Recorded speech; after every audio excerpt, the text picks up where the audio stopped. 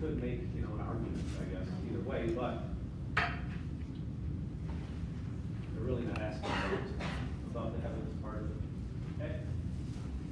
All right, so ethical issues associated with prolonging life and futile treatment. What does this mean? DNRs? Mm-hmm. Okay, what's a DNR? Don't resuscitate. Do not resuscitate. Why would somebody have a DNR order? What does that mean? Because that's their wish. If they code, they don't want to have any extensive measures taken. Okay, if they code, they don't want to have any extensive measures taken to prolong their life. Yes? What was the answer to the quick quiz question? A. I think. More. That's what I would put. How's that?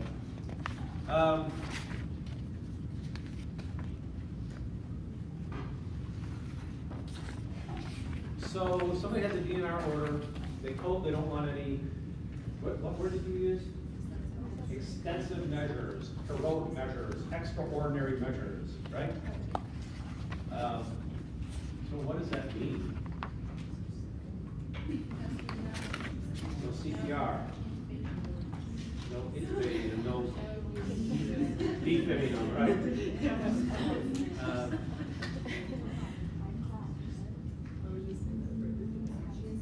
All right, so I might have talked to you guys about this. It happened last summer, I want to say. Again, too young. There she was, minding her own business, and there was a child, I want to say 7 years old, who had acute lymphocytic leukemia, ALL. The parents said, we don't want treatment. We don't want chemo or radiation for our kid. Was it based on their religious views? They did not say it was based on their religious views. They wanted to try some homeopathic medicine. So what do you think the healthcare workers did? They called child services.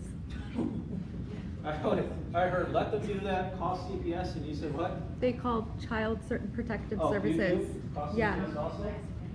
Huh? Strongly advise against it? That conversation with the parents as to why? Okay. Actually, what they did is they called CPS, and the state took the children into custody and gave that kid chemotherapy and radiation. Because there's a 98% cure rate in ALL in children with chemo and radiation. They wanted to try homeopathic medicine, which is fine if you're an adult and you're making a decision on your own. But again, evidence-based practice said there's a 98% chance this kid is going to recover fully. Yeah? What if they had something that was like substantially less curable? Ah. Like a brain tumor. That is a totally different question, isn't it? Maybe this kid had a glioblastoma multiforme where 98% died within 3 months. Okay? That's a totally different issue. Right? So you can see where the same scenario, depending on the disease and the evidence, completely changes. Would they just put the kid on hospice, basically? Everybody with a GBM goes on hospice because they're going to die. So how old can a child have without a parent's consent? Huh? How old can a child be to not have a parent's consent? Technically 18 as an adult. You do get in some issues when you run into a 17-year-old, for example, that say he needs a blood transfusion. Parents say, no, we don't believe in that. And a 17-year-old says, wait, hang on, I don't believe in your religion anymore. Right? Now you got some ethical issues, don't you? Yeah? Maybe it's state by state, but in the state of Washington, children can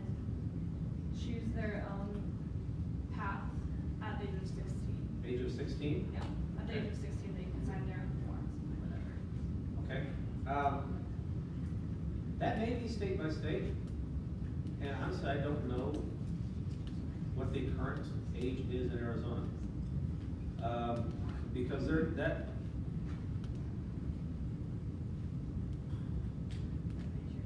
it really, really depends on the issue, right? I know with things like birth control and abortion, you can't tell on a kid, even if the parents are paying for it and they're 15 years old. Oh, Yeah. I think in Arizona it is 18 because my sister's not allowed to go to the doctors without my mom. And she's 17. Yeah, that's true. I did send my son to the doctor.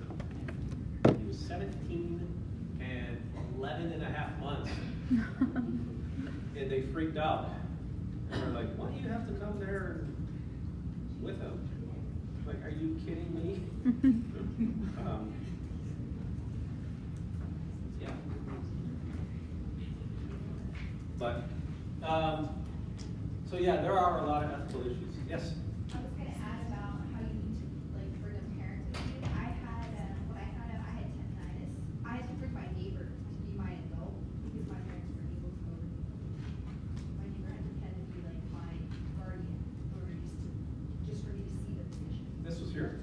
No, this was in California. California, and you were I was 17. 17. wow. Yeah. It probably is state by state, though. That's one of those states' rights things that I'm sure it's not a national rule. Okay? Good. Yeah, good questions. Okay? Yeah. I was shadowed a nurse in Washington, a nurse in Washington, sorry, and there's a transgender patient that wanted to go on hormones or something, Uh-huh. Hmm. and she was 16. Uh-huh. Like, is she allowed to take hormones? No, you were the one there. Was she? I don't know. I don't know what Washington's rule is. They have to have their psychological evaluation. Yeah, that's what I think too. Their decision like that for themselves. Probably not a horrible idea to talk to somebody about it either way. Yeah, I didn't realize there was a law for that in Washington. Her parents didn't let her seek like psychiatric therapy or something. Is that her right? Isn't that her right to seek that out? Yeah, I honestly don't know the rules in Washington either way on that.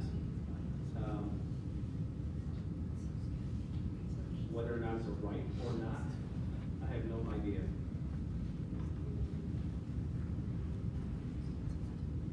It's a good idea, before you start adding or taking away parts, or anybody, surgically, you probably do want to talk to somebody about that and make sure you look at all options and viewpoints and consequences either way. Yeah.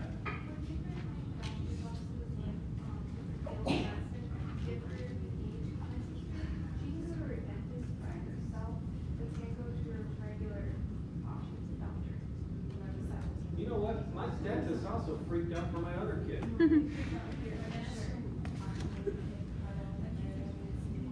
I had to bring a note to them. Oh no, they were too bad. I was like, I will call my mother on the phone. Just let me come here. Yeah, when I broke my Yeah. wrist, they had to have my dad on it. I had to have it. Yeah, they're not, yeah. 15? Yeah, I broke my arm when I traveled to Minnesota. They had, until they got my dad on the phone in the ER, they couldn't do it. They had to have him like on speaker. And she was asking about dentists, again, That's probably like one of their that's a hard, I don't know the rules on that because it may be dental office procedures and policies, it may be corporate policies, it might be state law, it might be federal law. If the companies are established in a state that has a lower age, that'll carry over here. Because for my insurance, it's based in California, and I can Okay. even though the office is here. All right, good.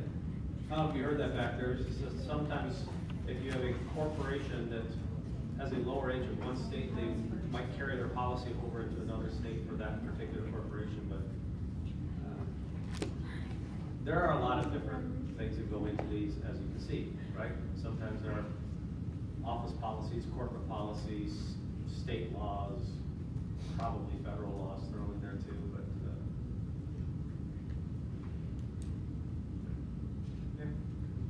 yeah. Just have to check it, because like I said, it really depends on the issue too. There are very specific federal laws written for things like abortions, okay? They supersede state laws and company policies. Okay? So other trends that you guys have to be very aware of is we have an aging population. Okay? You're going to see a lot of elderly people for most of your careers because of the baby boomers. Apparently there were a lot of them, right? That's the generation before my generation. There were a lot of them, these World War babies, right? And, well, they're getting old right about now, and they're hitting the hospitals in masses, okay? They're going to be different than maybe what you're used to, okay? You can't really talk to them the same way as you do your friends. They're completely different as far as what they grew up with. Okay, they I don't know, what can you guys think of anything with the aging baby boomers that are why they're different as far as healthcare goes? They're very entitled. What do you mean? Just kidding. They call us entitled. They're just really demanding. Like I've been to a few emergency rooms, and it's just like they're very like needy and just very demanding. Like, I want this, and if they don't get what they want, they will fight for it.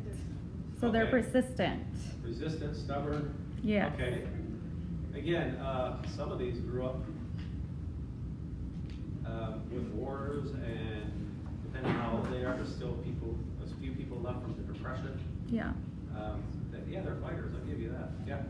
When I was in the ER, there was an older patient next to me, like super old, and then there's a black nurse, and she didn't want her to be treated. She didn't want to be treated by the Oh, She you did not get want to that. be treated by the black nurse. I don't Oh, know. yeah, I forgot to mention that. That generation is kind of racist. Really? Yeah, you didn't know that. You're sorry. They kind of are. That's just how it was back then. And you're not changing a lot of their minds.